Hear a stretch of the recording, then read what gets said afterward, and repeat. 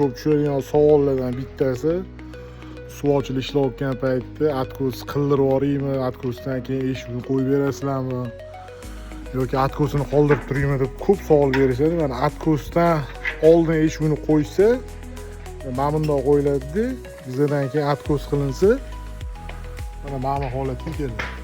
Hammasi idealniy bo'lib, romlarni eshiklarni orasiga rassorligini mana bunaqa turadi.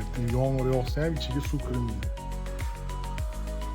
Atkos qildirib qo'ysa, bu atkos ustiga qo'yganimizdan keyin bizni mana buni qilib bo'lgandan keyin ustiga qo'ysa, bag'riga bizni 0,5 santimetr 1 santimetr kalta qilamiz, orasiga pena uramiz, keyin baribir zazor bo'lib qoladi. Shu joy ertaga shamol boshqa narsalar kirishi mumkin. Men ustidan ertaga fasadchilik ishlagani bilan buni baribirga bizani penani qirqib ichiga narsa tiqmaydi. Shunday olib kelib mashina qo'yadi.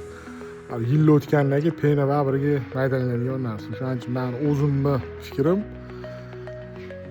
atkosdan oldin eshik derazani qo'yish kerak. Keyin mana bunday idealniy holatga keladi. Hammasi cho'tki chiqqan mana raxlari bilan. Nima deb o'ylaysiz? To'g'ri aytyapmanmi yo'qmi?